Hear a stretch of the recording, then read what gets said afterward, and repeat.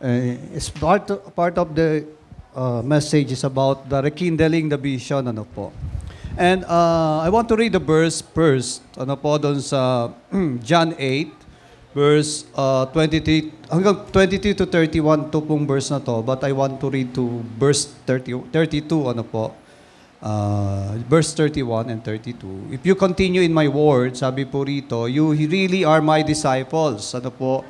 And verse 32, sabi po rito, that you will know the truth and the truth will set us free. Set you free, ano po. So, una po, ano yung verse na to, akala yung ginagamit ang mga tao, ano po, ng mga Kristiyano in sharing the gospel, ano po. But actually, this verse is for all of us, ano po. At sabi rito, dapat we need to be, sabi ni Jesus Christ, ano, if you continue in my word, so we need to continue in His word. At it signifies that we are a disciples of the Word of God. Amen po, that Jesus' disciple should abide in His Word. No way to be followers of Christ, hindi po pwede tayo maging tagasunod ng Panginoong Hesukristo that we are not abiding in the Word. Kaya nga po, that's why? Because Jesus Christ is the living Word of God. Amen? Parang walang amen Jesus Christ, the living Word of God. Sabi nga po natin, Jesus Christ is the living Word of God. Amen. That's why we need to abide in His Word. Kaya nga pag sinabing abide, it's not just believing it. Dapat the Word of God should welcome. Wini-welcome natin ito sa buhay ng puso po natin.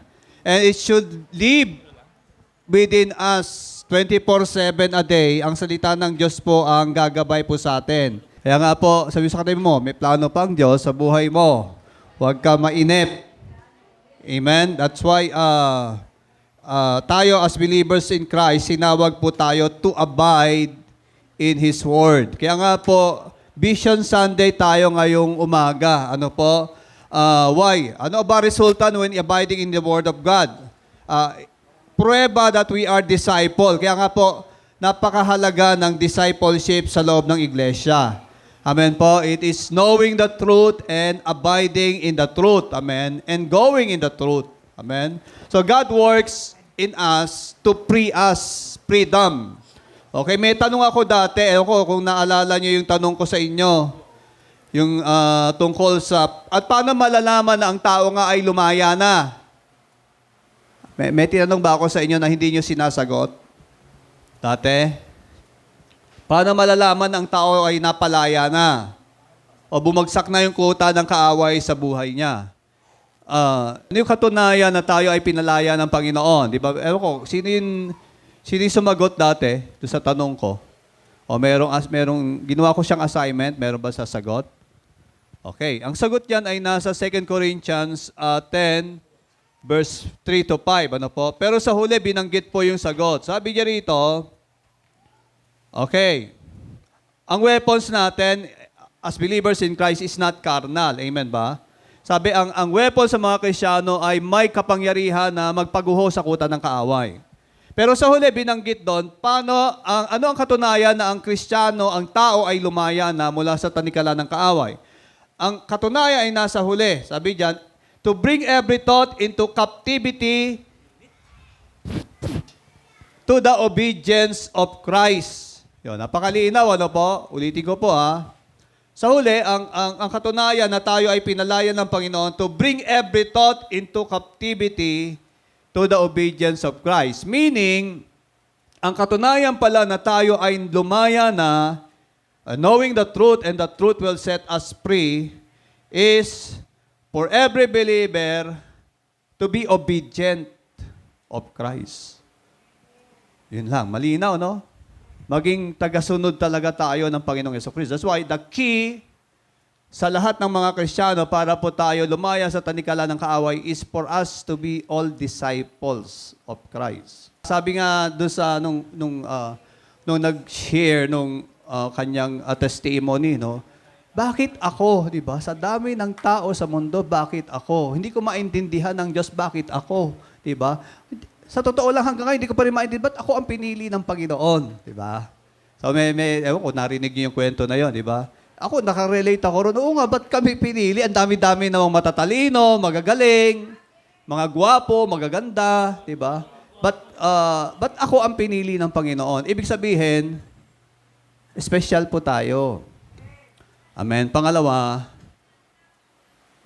ang plano ng Diyos ay higit na mas malaki kaysa iniisip natin. Amen. Kaya nga po, purihin ng Panginoon, may 20 na mahigit na graduate. Palakpan uli natin ang Panginoon. Lahat po yan may kinaharap. Pero sa huli, purihin ng Panginoon, napagtagumpayan rin natin. Ibig sabihin, walang problema na hindi kayang pagtagumpayan ng Panginoon kung tayo ay nagnanasang sumunod sa Kanya. Magkakaproblema lang tayo kapag ayaw na nating sumunod dahil may nakikita na tayong ibang gustong sundan ng puso natin. As we should follow the vision and not just follow our heart. Amen. Follow the vision of the Lord, not just following your heart. Bakit? Following our heart alone can lead us also away from the Lord. Bakit? Hindi ano ang heart eh. Sabi nga ng Bible, heart is deceitful. That's why the vision should be written. Bakit kailangang isulat ng Panginoon? Bakit nakakalimutan na natin eh? That's why somebody will share. Palakpakan natin ng Panginoon sa buhay ni Brother Amiel. Siya po ang mag-share ng about the vision. Amen. Sige po, tayo po'y manalangin. Let us pray muna bago tayo mag-start. Lord, Panginoon, marami pong salamat sa umagang ito. Hayaan mo, i-bless mo yung mga salita mo. Tulungan mo po kami, turuan mo po kami sa umagang ito. Marami pong salamat sa pangalan ni Jesus. Amen. Yung topic ko po ngayon is about God-given purpose. Diba? Amen ba? So lahat tayo may purpose sa buhay. Tama? Amen ba? Kasi ang hirap, sabi nga ni Rick Warren doon sa purpose-driven life, mahirap daw mabuhay ng walang purpose. Walang dahilan, di ba? Kaya sabihin mo sa katabi mo, may purpose ka. Amen. So may design talaga tayo, may vision na ibinigay sa atin. Amen ba? Later on, maunawaan natin, ano ba yung mga kailangan natin malaman bilang isang Kristyano pagdating sa pangitain? Kasi lahat tayo may pangitain, tama ba? Yung usong-uso to yung salita diyan sa mga kanto, tambay-tambay. Pero alam nyo ba, pag Kristyano, hindi uso yung salitang tambay sa atin. Kasi nabubuhay tayo, may purpose tayo.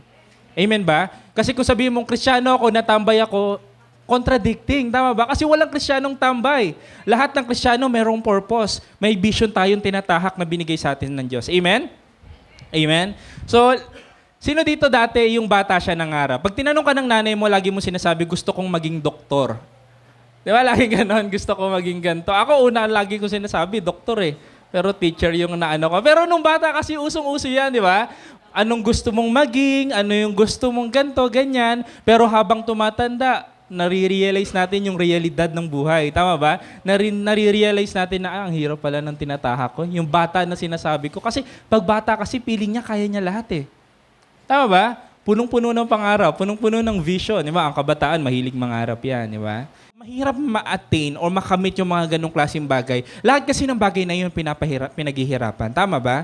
Bago ka maging nurse, kailangan paghirapan ka. Kung gusto mo maging doctor, another pag-aaral naman. It's the same thing sa pagti-teacher. Kung gusto mo mag-level up sa pagtuturo, mag-aaral at mag-aaral ka. Pero mahirap kasi paghirapan ng isang bagay na walang pangitain sa isipan. Tama ba?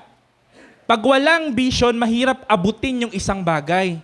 Kasi uulitin ko, balik tayo sa salitang tambay. Tandaan niyo yung salitang tambay. Walang Kristiyanong tambay.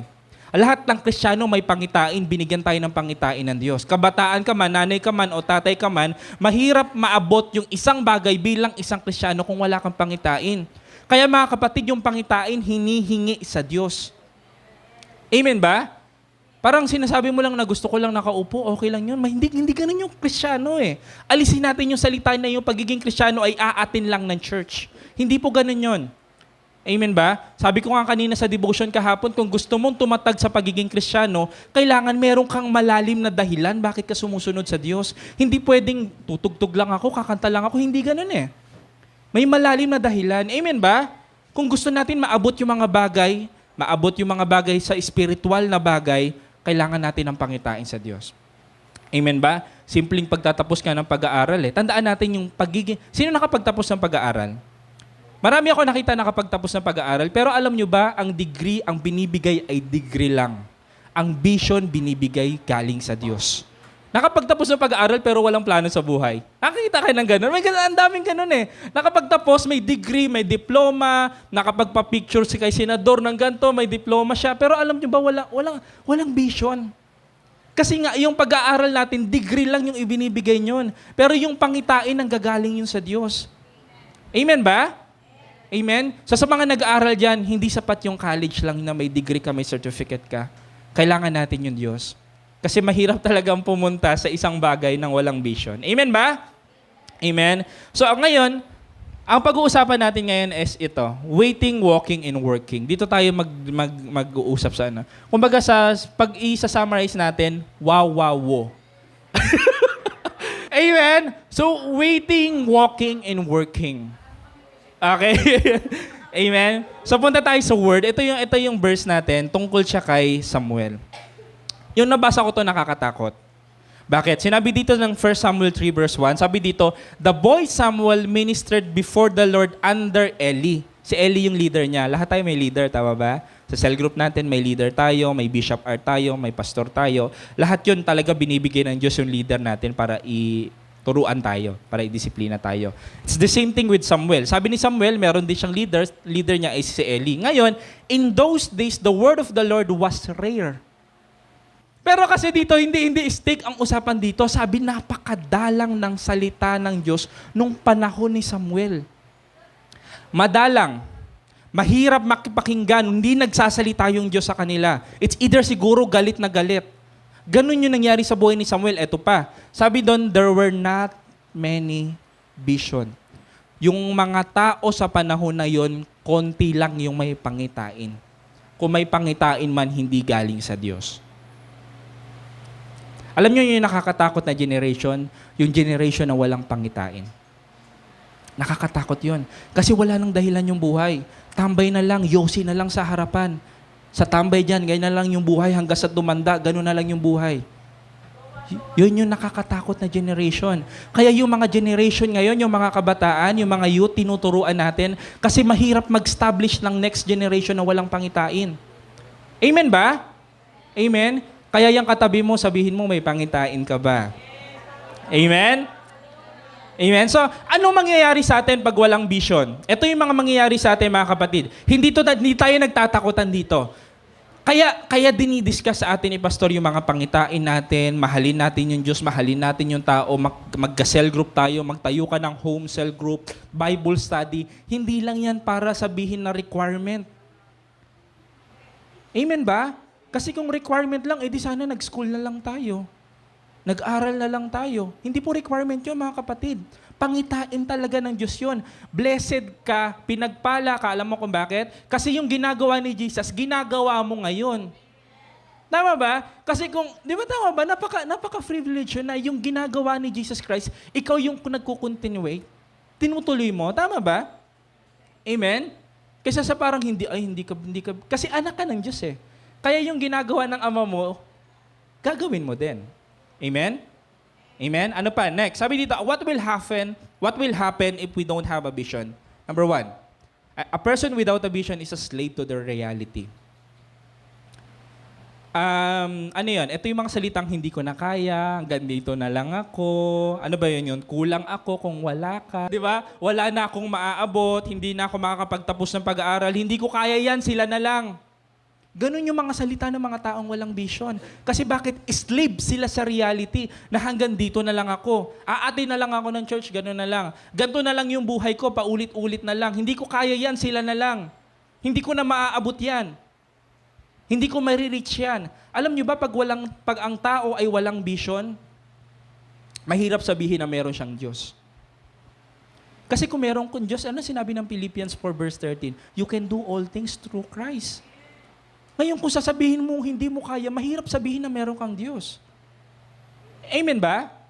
Kasi yung may mga Diyos, believe me or not, mahilig umabot. Aabutin ko yan kahit hindi ko kaya. Kahit nahihirapan ako, kaya ko yan. Kahit walang baon, pipilitin ko yan. Amen? Kasi yung struggle, sinabi ng Romans, panandalian lang yun eh. Darating sa time, makukuha mo yung mga bagay-bagay sa biyaya ng Diyos. Amen ba? At mangyayari lang yun kung meron tayong pangitain. Ulitin ko, ang pangitain saan kinukuha? Sa Diyos. Amen? So ano pa? Sabi dito, next. A person without a vision is worse than a person without a sight. Nakikita mo nga yung mga bagay-bagay, wala ka namang pangitain. Amen? Bakit minsan walang pangitain tayo? Di ba nakita natin si Abraham, binigyan ng pangitain. Imagine, ilang taon na, pero binigyan pa rin ng pangitain. Si Joshua, napakabata naman, binigyan ng pangitain. Ang pagbibigay pala ng Diyos ng vision, wala sa edad. Tama ba? Nakangiti si Tita Mita. Di ba? Wala sa edad. Bata ka man, kabataan ka man, nanay ka man, tatay ka man, bibigyan ka ng pangitain ng Diyos. Amen? Si Abraham nga, binigyan ng pangitain eh. Ang hirap nga isipin yun eh, di ba? Ibig sabihin, pag binigyan tayo ng pangitain ng Diyos, it is something to conquer. Nakaya ko to eh, kasi binigay sa akin ng Diyos eh. Ano sinabi ng Diyos? Hindi ko kayo bibigyan ng mga bagay na hindi nyo kaya. Kaya ako binigay yan kasi ipoprovide ko lahat. Di ba? Naalala ko nga, may isa ako nabasa, paano mag-build ng church. Hindi ako magpapastor pero may nabasa ako. Paano mag-build ng church? Alam nyo ba, tama yung sinabi ni Pastor na kalimitan ang church nag-i-start sa bahay. Walang church na nag-start no parang, sige, usap-usap tayo, 100 mag-uumpisa. Hindi pala ganon. Lahat daw pala ng church nag-uumpisa sa bahay. Ibig sabihin pala, yung vision na binibigay sa atin, mga kapatid, okay yung may nakikita natin yung mga bagay-bagay. Pero yung vision kasi, it's in the future eh. Na kahit nahihirapan ka, yes, may future kasi na binigay sa akin yung Lord, kailangan kong maabot yon. Amen ba? Amen? So, tandaan natin, yung mas maganda na merong vision, yes, sa totoo lang, kahit may nakikita tayo sa bagay, sa paligid natin, pero kung wala kang pangitain, wala ka pa rin patutunguhan. Kahit napakalinaw ng mata mo, nakikita mo yung mga bagay-bagay, kahit may pera ka, may degree ka, matalino ka, mataas yung natapos mo, pero kung wala kang pangitain, babagsak ka pa rin. Amen? So, kailangan natin ng pangitain, mga kapatid. Next. 3. A person without a vision is a person living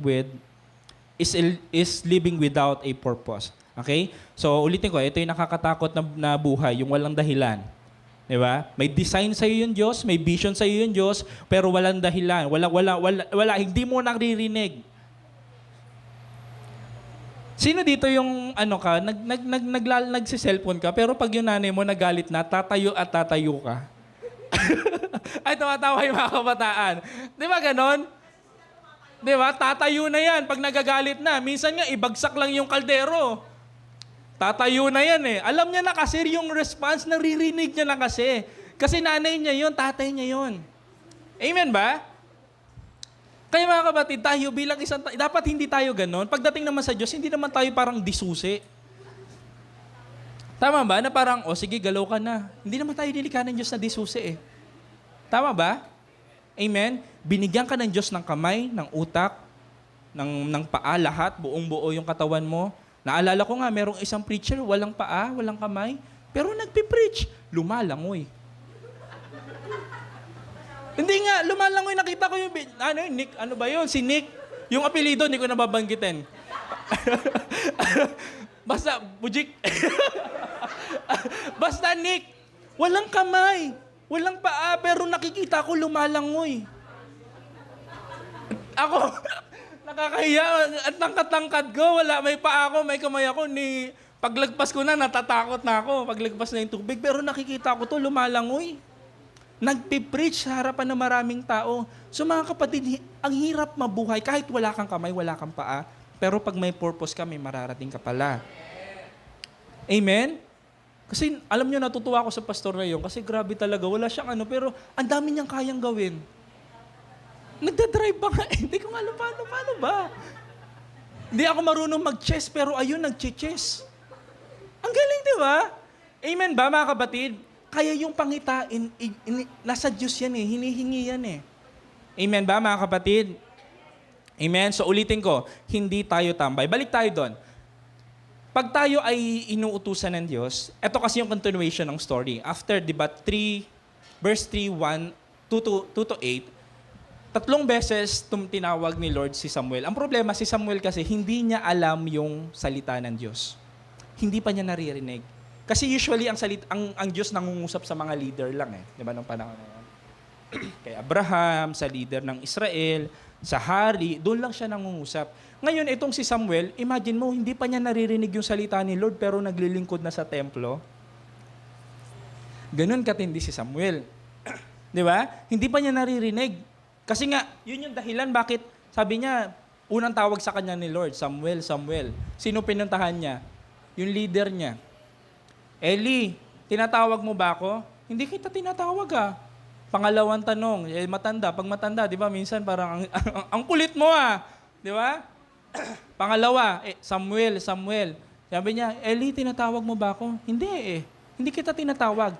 Pangatlo, yung pangalawa pala, na-realize ni Eli na ang tumatawag kay Samuel, si Lord.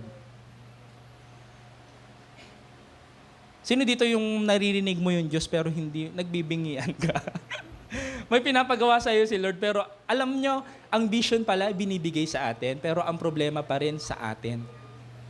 Kasi ulitin ko, hindi tayo nilikha ng Diyos na disuse.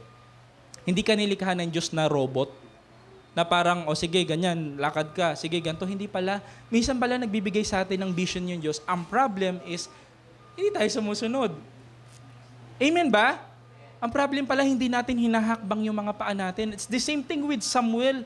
Kasi hindi niya alam kasi yung salita ng Diyos eh. Pero kung alam niya na si Lord yung panigurado, susunod yun. Amen? Kaya ngayon,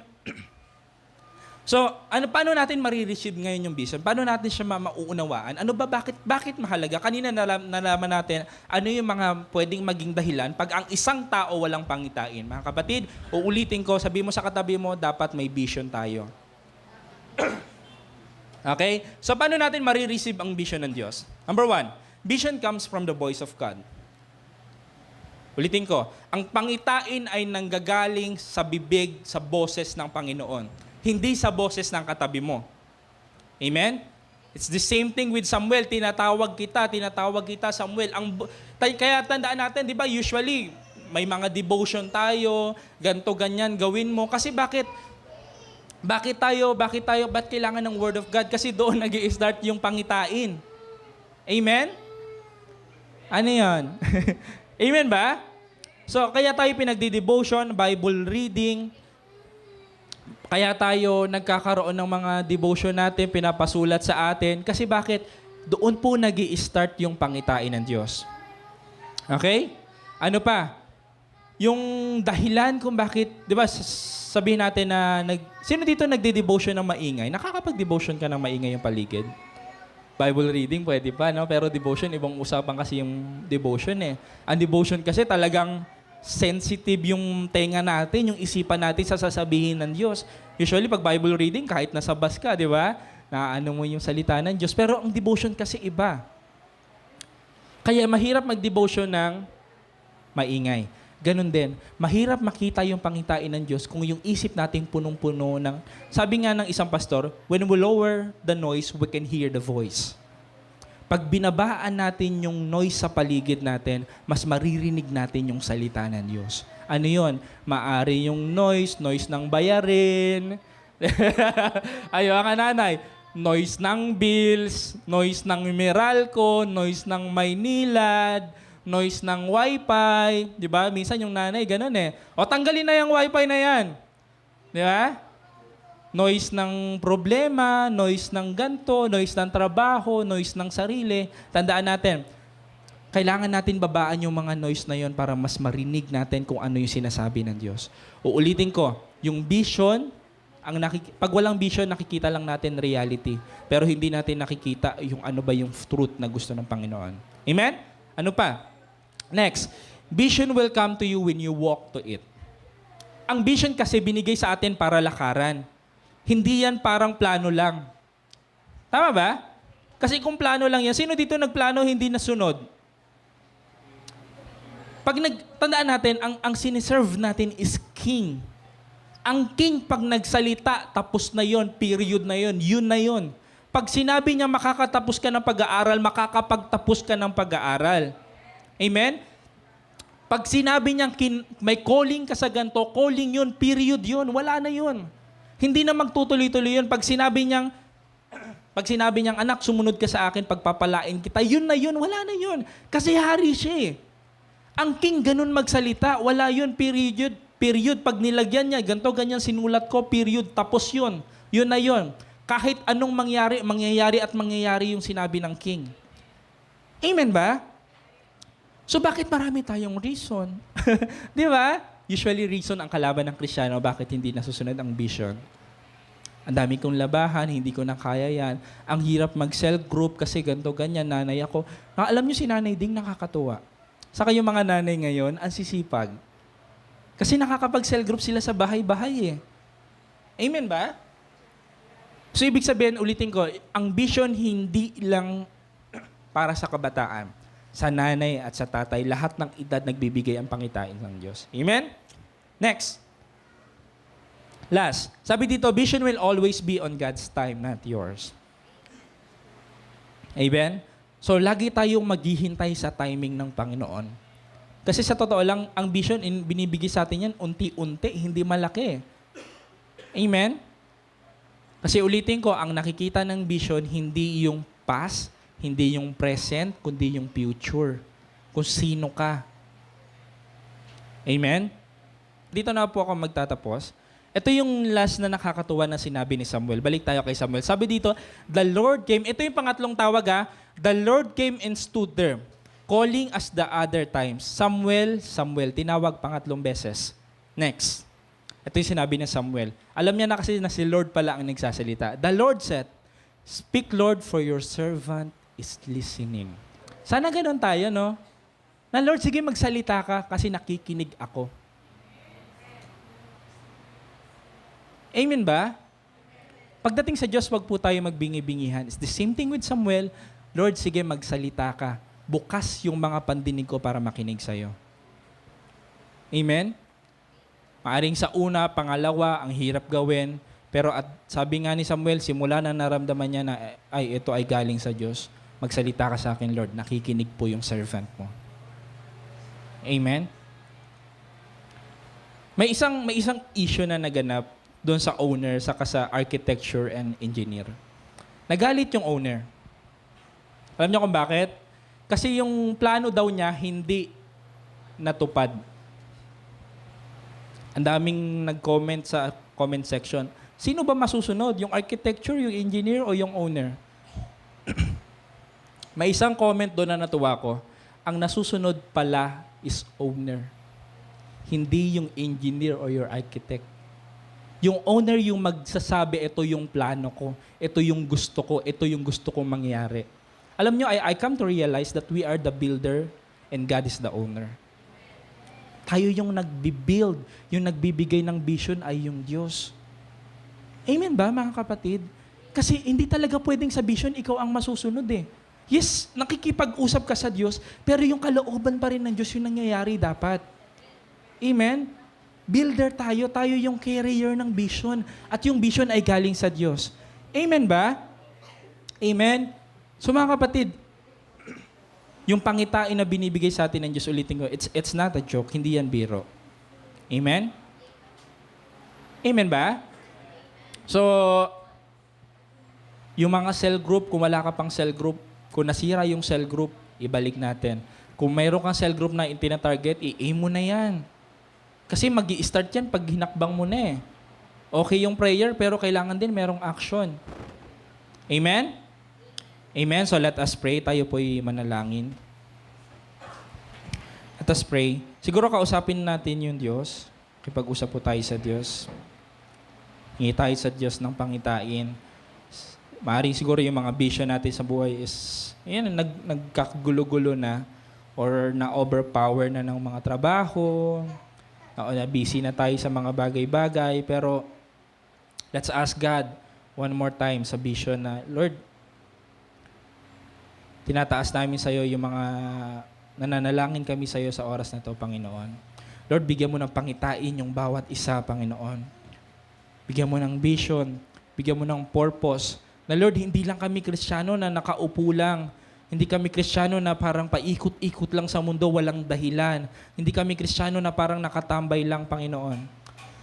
Lord, hayaan mo, O Diyos, nabigyan mo po kami ng pangitain. Abutin yung mga kaluluwa na kailangan abutin. Bahagian na sila ng iyong pagmamahal, Panginoon.